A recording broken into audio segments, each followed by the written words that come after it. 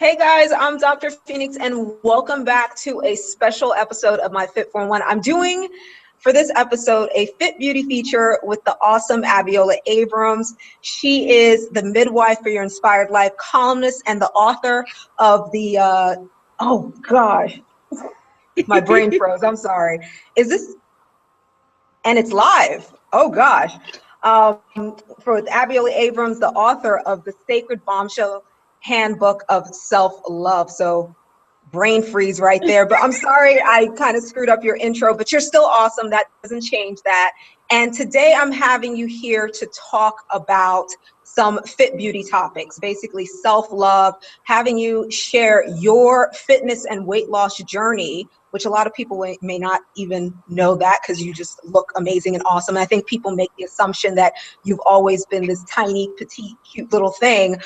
So I wanted to have you on to talk a little bit about that. And this is something that you do talk about on your channel. So you're very equipped to drop some like amazing knowledge for people here on Google and YouTube. So with that, I want to take it away, hand over the baton to you, and just have you tell us a little bit about yourself.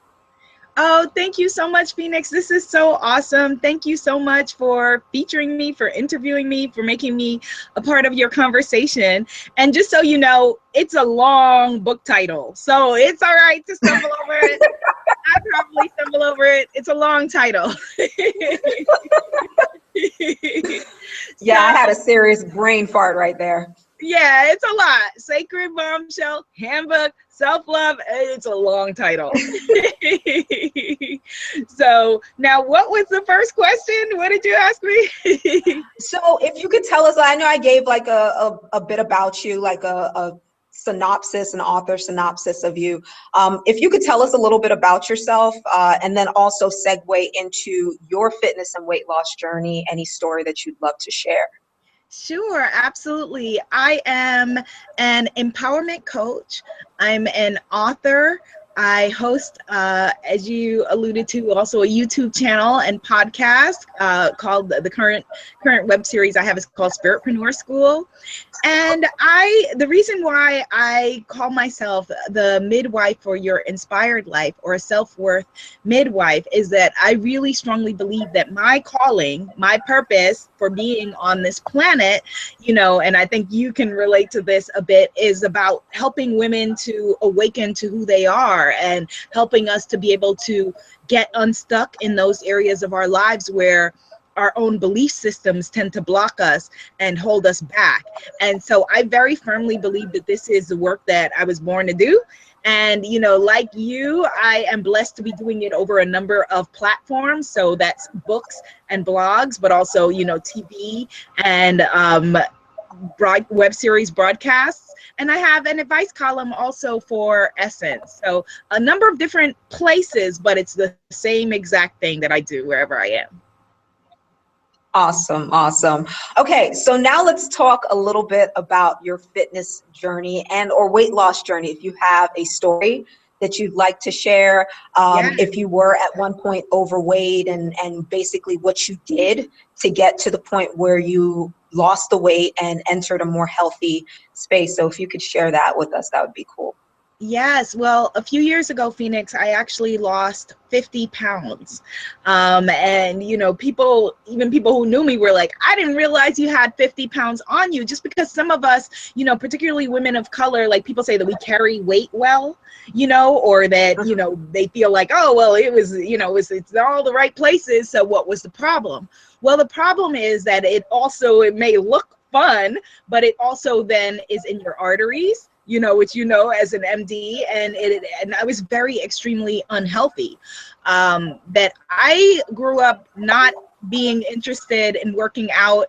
To me, like, I would run from like any kind of like physical fitness or anything like that had that kind of fitness goal. I mean, as a kid, I was an active kid, you know, riding bikes, playing double dutch, all of those things. But as I entered into puberty, I just made a shift away from that. I think in my head, like, I didn't feel like somehow it was as ladylike or as girly, or somehow I inherited some messages that, you know, a sedentary lifestyle, you know, we all watch Sex and the City, you know, going out and drinking, you know, and hanging out and eating whatever, like that was a sexy lifestyle, you know. And so I wasn't taking care of my body.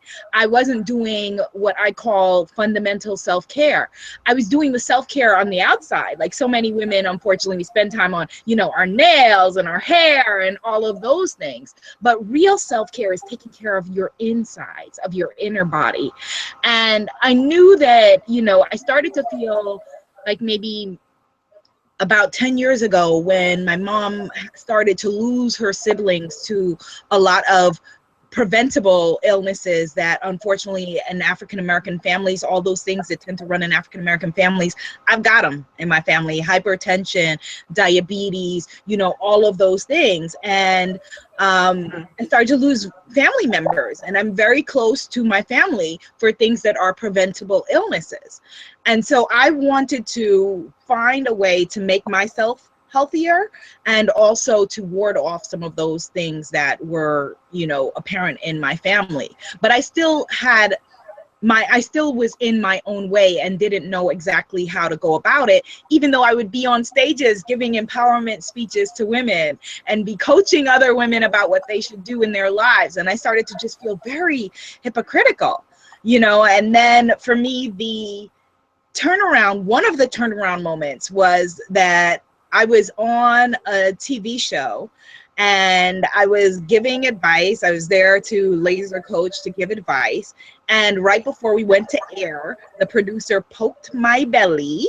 She poked me in the belly, which as a woman, we all know that is not fun. With the belly or jiggling your arm fat, like those kinds of things, never cute.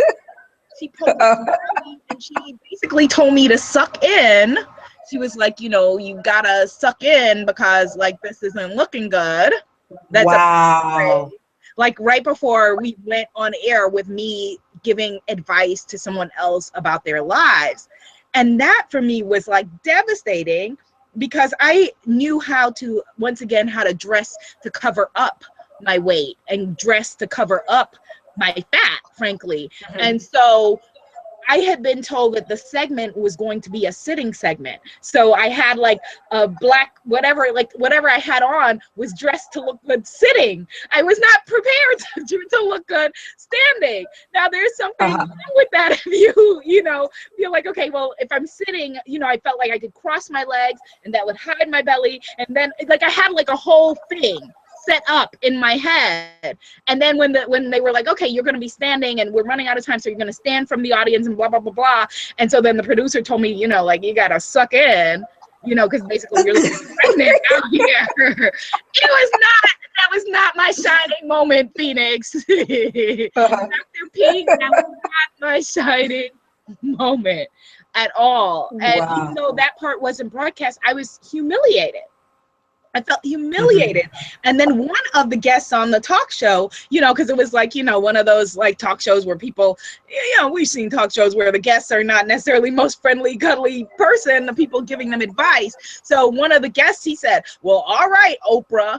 And, you know, I took that in my delusion and my hatred as him saying that I looked obese, rather than thinking, okay, well, Oprah is the most phenomenal woman on the planet, so if he's calling me Oprah, you know, something must be right. I took it in my moment of darkness and self-hatred as, oh my God, you know, like he's like insulting me for being fat and feeling like hideous. And so I then had to face years and years of things that I was stuffing down because they were frankly family traits of emotional eating and thinking that comfort food was something other than food that made my body comfortable, made my spirit comfortable, you know, masking emotions and things that I was dealing with food. So that for me was a big wake up call.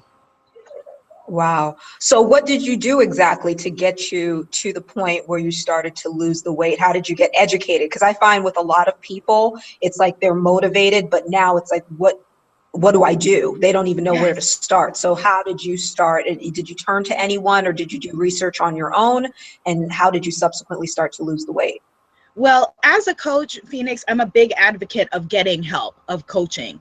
And so ironically, for maybe about 1.5 or 2 years before this point, I was already going to a health coach, and I would literally go there, sit there, listen to her advice, go home and do nothing and be totally unmotivated, you know? So I would sit there and she would be like, what did you eat today? And I would have my little food charts and whatnot. And, you know, basically I wasn't doing anything except for paying this woman to tell me what I should do and not doing it. And she's a great coach. Like, we had things like, she's based in Harlem, and we had healthy cooking classes and things like that. And I grew up in a vegetarian family, so it's not like a lot of this was foreign to me. And so getting the education, then I started to do my own research after this point with this woman, started to do my own research about food and started to learn more about paleo, you know, and different ways to eat that were contrary to what I was raised with.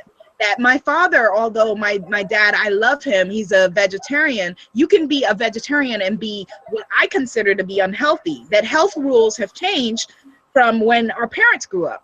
And my father, you know, he eats a lot of wheat, which is unhealthy for my body, that I have wheat sensitivities. And so does he, but he doesn't know what else to do. He eats a lot of cheese and a lot of dairy, which again, don't work for my body. But for him, he grew up with a different idea of, you know, his parents were farmers, my grandparents were farmers on both sides. So what they grew up with, the healthy food they were raising and creating for themselves, is very, very different than the commercial food that we buy. And so I had to learn not only about eating and what to eat and what was healthy, but also specifically what to eat for my body, because I have a lot of health concerns, like I said, in my bloodline. I had to learn how to shop in the supermarket. It sounds like such a basic thing, but I was so removed, Dr. P, from my food. You know, like, I lived a New York girl lifestyle, so I ordered everything in. I either ate out or ordered everything. I literally, like, you could like not leave your couch, like, you know, you order. And don't you just love it? Yeah, I do, but it was killing me. It's unhealthy that I literally had to learn to use the supermarket again. And so now, like, when I'm in the supermarket, I love being able to have contact with my food and being able to cook for myself and the people that I love, that I was just removed from that. I didn't know how to cook and how to take care of myself in a healthy way. And so going back to those basics, for me, like, first, like you said, getting the education and then adding the motivation piece to it, knowing what is your why, for me was very, very helpful and important. And then the third part of that puzzle is addressing what is the underlying issue. Why did you put on the weight to begin with? What does that fat represent to you? For me, that putting on extra weight is a thing about safety. You know, and so I'll find that even in times where this year that my dad was sick earlier this year, and I have another family member that's ill, and I noticed my weight creep up 10 pounds. And so that's something that diligently that I'm working on now again. And maybe we can do a 10-pound get lost with challenge with you. I would love to do that, because, you know, I for me, it's about being transparent. Like, I can't just stand here and share with people like, okay, when I lost the 50 pounds, and then when such a large percentage of people gain their weight back, I've gained 10 pounds this year. And, you know, now I'm being healthy to lose it. But it's not about creating a yo-yo, you know, dieting doesn't work. Lifestyle changes do. And also resetting your default to one of self-worth. And so when my dad was sick, you know, and I was taking care of him and taking care of my family, and I've been spending more time than I care to in this year going in hospitals, visiting people I love, then, you know, I'm eating fast food, I'm eating on the go. And so, you know, I'm not working out as much. And so those things are unhealthy. And so it's about not figuring out, okay, I'm going to run a marathon if you've never had a marathon lifestyle. Figure out small, actionable changes that can work within your life. Exactly. That's awesome. And I love that you pointed out the paleo diet. I'm an advocate of the paleo diet.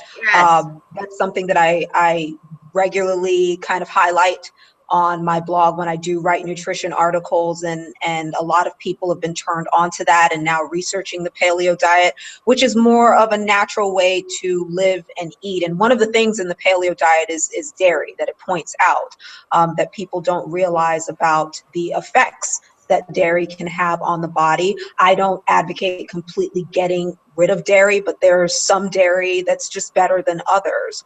But it's really cool. And I have so many people that tell me once they go over to the more paleo diet lifestyle, the weight literally just comes off so much more effortlessly than when they ate other ways and then literally had to like kill themselves with exercise, and they didn't understand why they were eating the low fat foods or whatever, and they still could not lose the weight.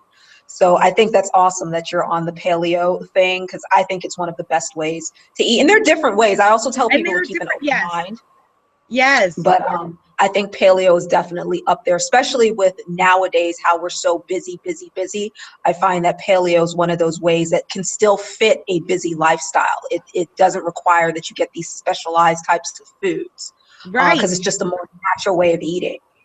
Exactly. And Dr. P, here's what works for me, because you have to modify things for what works for you. So for me, I love beans. Beans are, for me, my favorite food. Paleo doesn't include beans, but I don't, but for me, I am, a vegetarian, almost vegan, paleo plus beans. And that is what works for me and for my body, and so people have to do what works for them. That certain kinds of dairy, like I drink kefir. I'm pronouncing it probably different with my Guyanese accent. I think they say, I don't know how it's pronounced, but I pronounce it kefir. And so that's a dairy, but that's a dairy that works for my body. That my father, when he got sick, that they said to him that that certain things in his body looked like a meat eater, like he had eaten a lot of animal products. My dad hasn't been a meat eater in my entire life. And I'm not going to tell you my age, but you can Google it. But he eats a lot of cheese. Cheese for him is his meat. And so for him, that's something that is blocking to his body. We are also lactose intolerant. That a lot of people of color, a lot of Asian people of Asian descent and African descent are lactose intolerant. And, for us, that it's a very unhealthy thing. Again, do what works for your body, but milk, cow's milk, is meant to turn a baby calf into a 1,000-pound cow. That's the purpose of it. That's the purpose. It's meant to fatten you up. Yes, that's the sole purpose of it. So, you have to. I heard this Rastafarian say one time, and it's so profound, and I quote him all the time. He was like, people losing their lives over taste buds, and it's it's true, it's so true. And so, yes, we'll do together. I'm traveling a bit, but let's schedule and do a 10-pound weight loss challenge together. I would love to do that. Yes. I think it would be amazing. How good are you at jumping rope? Because jumping rope is like my thing. And I love putting people onto jumping rope because the calorie burn and the weight loss potential with jumping rope is incredible. And then also because it's both a cardio and a strength training workout in one. So are you pretty good? I have a jump rope, but again, like I said, I'm about working with where you are. I bought a jump rope probably 5 years ago, used it maybe twice. I have a kettlebell. I do kettlebells. And that for me, that's a great workout. Yeah, it's the same kind of, thing with the, being able to have a mix of the cardio and the calisthenic. Yes. And I know that, and just let me give you a plug. I know that Dr. Phoenyx sells her own jump rope that you can buy on her site, Yes, I do. So I actually, it's crazy how, the old school things, are things that we just kind of get away from, but they're some of the best exercises, like the most simplistic things. Because when I grew up when I was a little girl, I jumped rope. I did double dutch, things like that. I would spend hours outside, and I grew up in New York and Queens, so that was the thing. Me too. Double dutch, hopscotch. Yes. And these are awesome workouts. So I like putting people onto these because I think as we get older, we try to make things we make things more complex, and we think that, our workouts have to be super sophisticated and we've got to use all these different machines, when that isn't the case. I mean, literally, like a piece of equipment like that you can take with you anywhere can transform your body. Because I've done it with myself, I've done it with other clients, and that's why I was asking, because I think a jump rope challenge would be really, really fun. And I think people just have fun jumping rope anyway. So. Yes, they do. And I'm a Queens girl from way back, and yes, jumping rope was our way of life. It just was. Yes, yes. All right. So now I wanted to segue into a question, because I was telling you this before we went on air, that I get questions all the time from people who follow me on social media or on my website. And unfortunately, I can't always get to questions, but this question stood out to me and I thought you would be a great person to tackle it. It was from a reader. She came over actually from my Instagram page. I posted a before and after picture of myself on Instagram, because I've had so many people make the assumption that I've never dealt with weight issues. Like they just think you've always been fit or whatever.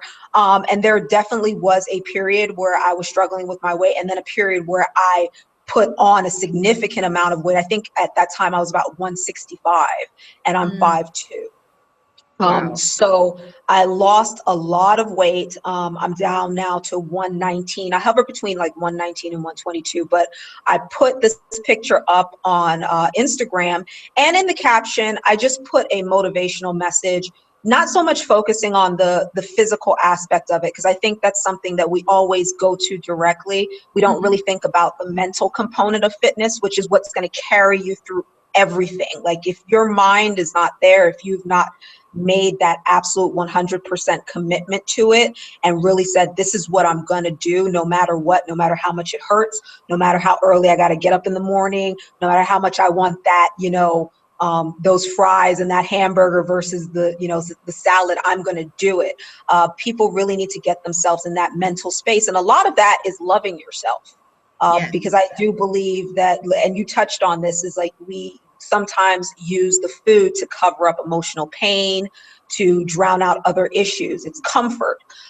So this young woman, she said that she's noticed that since she's losing the weight, and this is something she did not expect out of all the mental, things that would come her way, she didn't expect that her friends now would start not only abandoning her, but also putting her down, making her feel like there was a problem with what she was doing. It's like she goes out with them and they're saying, well, why you got to eat that? Or, what's the problem? Or you're losing too much weight, or you need to eat, some chicken or something, and she doesn't understand this, because she's definitely got some more weight to lose. She actually shared a picture with me, and she's got some more weight to lose, and she does not understand why these people that she thought were her friends are now trying to sabotage her, and is what she needs to do she's almost in a space, it sounds like she wants to salvage the relationships. And I have my thoughts on that, but I wanted to give you the question on how she should approach that, with,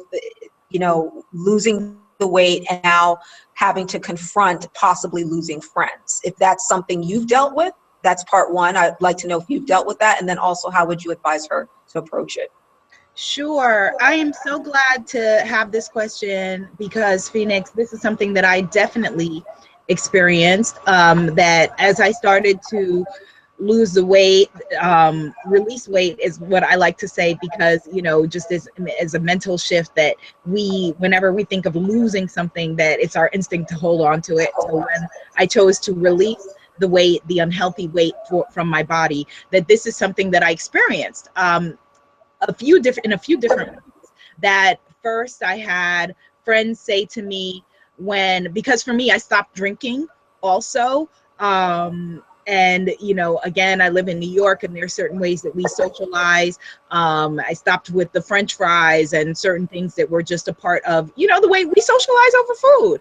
And so it was really challenging that I had a friend say to me, as a matter of fact, because I got whatever it was that I was eating without the salt, and she was like, why aren't you getting the salt? The salt won't kill you. Well, she doesn't know anything about my medical situation or whatever. And so for some people, the salt will kill you. You know, I have hypertension that runs in my family, my direct bloodline, and it has killed family members of mine. And also that's my choice. And I even had strangers, because, you know, like you, I'm in the public eye. And so when we're close to our tribe, that people in a way feel like they own you, some ownership of you, and their positives and negatives with that. I had someone leave a lengthy post on my Facebook page, you know, a man saying, you know, I liked you before when you had all the curves and you had something to hold on to. I don't like this new you. I don't like, and it's like, I am not here for your public comment and consumption.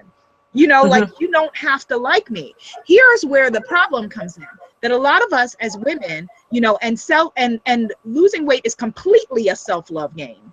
Completely a self-love and self-care game. I talk about this a lot in the Sacred Bombshell Handbook of Self-Love, that, you know, a lot of us as women are people pleasers, like me. You know, that this is something that I was raised with, and has been a challenge for me to realize that you can like and love people without needing to please them and to affirm them. And so the problem comes in that, you know, in theory, it's easy to be like, well, who cares what people think? But frankly, when we do love people, we do care what they think. So it's becoming more grounded in what it is that you think about you than what they think about you. That some of these relationships I did have to cut off, and I did have to end. That the reasons why people are reacting to you in this way are varied.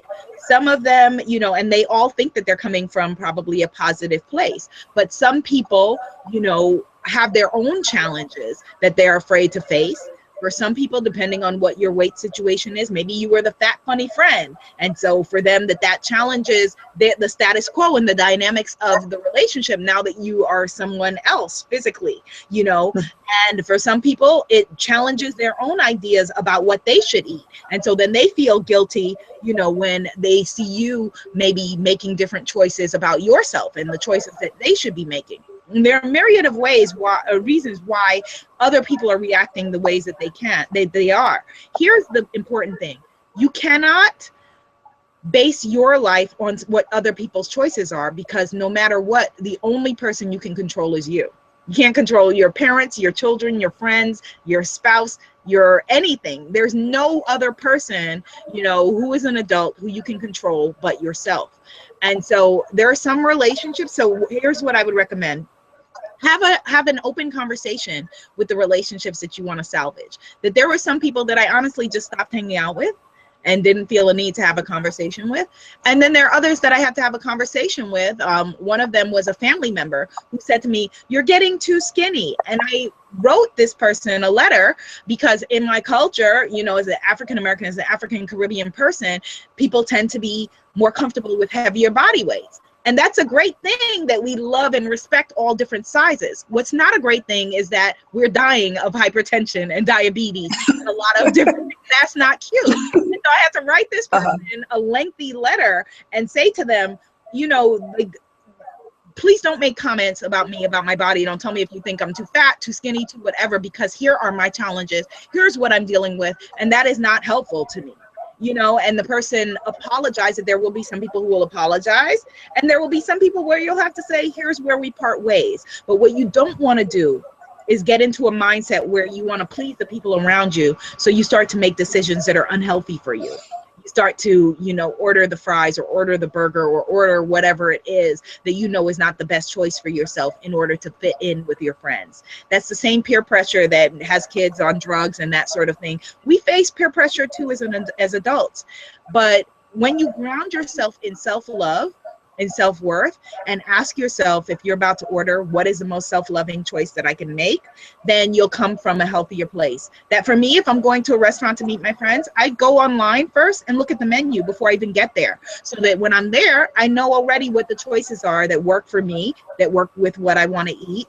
And so then you're not in the moment being swayed by, okay, well, we're all having this. Well, that's great. You all can do that. And I respect your, you know, your choices for your body, but you have to respect mine as well. This is what I'm having for me. That's wonderful. And I love that. I absolutely love that you take the stance of there's going to come a point where with some people you're going to have to part ways. That's just, you know, the way it is. And I personally, I've dealt with the same thing as well too. I think everyone, I mean, it's an interesting phenomenon with, you know, losing weight and then losing friends on top of it, which is why I wanted to present this to you. It's just, I think there's going to be so many people who, when they see this, they're going to identify and they're going to hear what you've shared, and it's really going to impact them and it's going to help push them in the right direction. Because I think some people are really in that spot where they start looking at themselves and they start thinking, well, maybe I'm doing something wrong, because they want to salvage these relationships, because they genuinely care about these people. And because these people are now projecting all this negativity towards them, they start actually thinking, well, maybe I am doing something wrong. Maybe I should, you know, put some more weight back on me or whatever to make everybody else happy, when the problem is external. It's not you, it's their problem. And now they're trying to make their problem your problem. And how much of a friend is that? If, you know, if they want to try to negatively influence you instead of praising you for doing something great, for doing something positive and healthy for yourself. So yes, and Phoenix, before we go, I just want to add that what my closest people to me did, you know, family members who were closest to me and friends who were closest to me, my best friend, she started to eat in a more healthy way for herself. She started to do the research and, you know, read the articles and say, wow, I didn't know that this was in this, or that was whatever. And she started to make healthier choices for her body, not because I asked her to or told her to or whatever, but she felt like, oh, wow, she took it as an opportunity for her to get healthy as well. And so, you know, you can really see who your friends are, you know, by how they react to this. Exactly. That's a wonderful point. Absolutely. The people who are supposed to be with you through this journey, they'll follow you, and everybody's watching you. That's the thing. And I feel like that's one of the parts where you know who your friends are, because they're going to see the positive changes that you're making, and they're going to also want to make those positive changes with you and grow with you as well. Whereas the people that you've got to leave to the wayside, they're eventually going to fall off by their own accord, you know, and you just let it all happen. So thank you so much for doing this interview. I had so much fun having you on, and you've shared so many like wonderful pearls of wisdom. I think it's great. You're just a beautiful, wonderful spirit. So I always enjoy any opportunity to talk to you. But thank you so much for taking some time out of your busy, busy day in wonderful NYC to chat up with me. And I hope to do some more videos with you in the near future. And also a challenge. We're definitely going to talk offline about setting up a fitness challenge, because that's something that I would love to do with you as well. Yes, yes, yes, yes. I'm thinking that even though November is cold, that because I'm traveling over the next couple of months, that may be the best time. And let's do it. Yes, wonderful. Okay, so anything else that you'd like to share with us? Where to find you, website, social media? Yes. Okay. So I'm at sacredbombshell.com. As you said, my book is The Sacred Bombshell Handbook of Self-Love, and I've got some meditation albums, affirmation cards, other fun things that you can find. And I'm throughout social media at Abiola TV. And I look forward to just chatting with you and meeting you all out there in the universe. Wonderful, wonderful. And I will be sharing this as YouTube as well on our YouTube channel. So mine at Dr. Phoenyx, you guys are going to see it. So probably like in the next week or so, the next couple days, I'll be throwing this up, but you guys will see it very, very soon. Thank you for tuning into this episode of my Fit 411. It was tons of fun. The awesome Abiola Abrams, and you guys take care. Peace. Take care. Bye.